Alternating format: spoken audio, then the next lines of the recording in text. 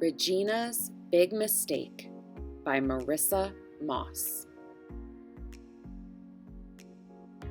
Everyone in Mrs. Lee's class got a piece of paper. Everyone was supposed to draw a jungle or a rainforest. That meant Regina, too. Regina stared at the big, blank piece of paper in front of her. Her fingers froze on her crayon. Where should she begin? Stuart had already drawn 2 trees thick with leaves. Natalie was concentrating on a fierce lion. All around Regina, jungle sprouted up, but her paper stayed blank. "What are you making?" joked Joshua. "An invisible jungle? Ha!" Regina blushed. She hunched over her paper and lightly touched it with the tip of her crayon. She started to draw a jungle flower.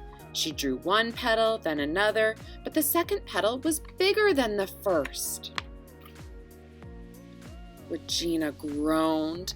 "A mistake!" She tried to erase the second petal, but crayon doesn't erase, and she tore the paper instead. She crumpled it up quickly before anyone could see her ugly mistake. "What happened to your drawing?" asked Mrs. Lee. "I made a mistake," Regina mumbled.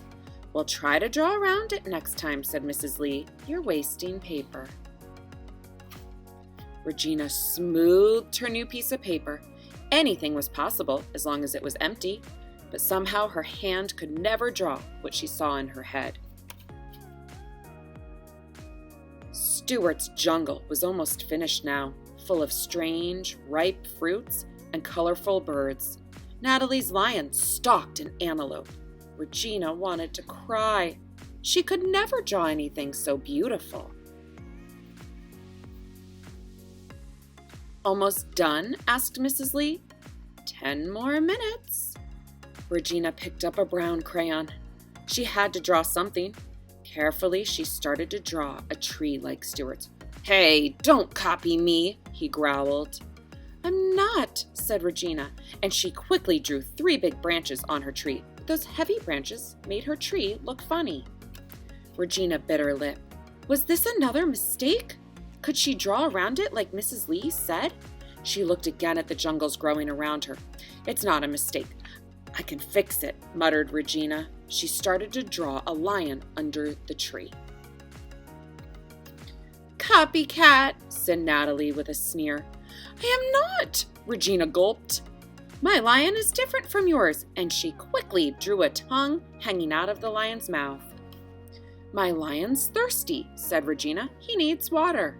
So she drew a lake, then a frog, some fish, a duck to go in the lake, and some flowers alongside it. The jungle grew and grew until it filled the paper. Regina smiled. All her jungle needed now was a sun. She carefully drew a yellow circle, but the crayon wobbled and the circle had a dent in it. "I've ruined it," she cried, just when it was getting good. "No more paper," warned Mrs. Lee. "You'll have to make the best of it." "Yeah," joked Joshua. "Just pretend it's a very lumpy banana." Regina looked hard at the wobbly circle. It wasn't a sun. But it wasn't a lumpy banana either. Suddenly she recognized what it was. It was a moon! She drew a face in her moon and surrounded it with stars and comets and a purple-black sky. "Wow," said Stuart. "What a great idea! A jungle at night." "I wished I'd thought of that," said Natalie. Mrs. Lee tacked all the pictures up on the wall. "Good work, Regina," she said, smiling. "I love your moon." The jungles glowed with their bright colors. Each one was different. Each one was beautiful. And even with all her mistakes, Regina thought hers was perfect. The end.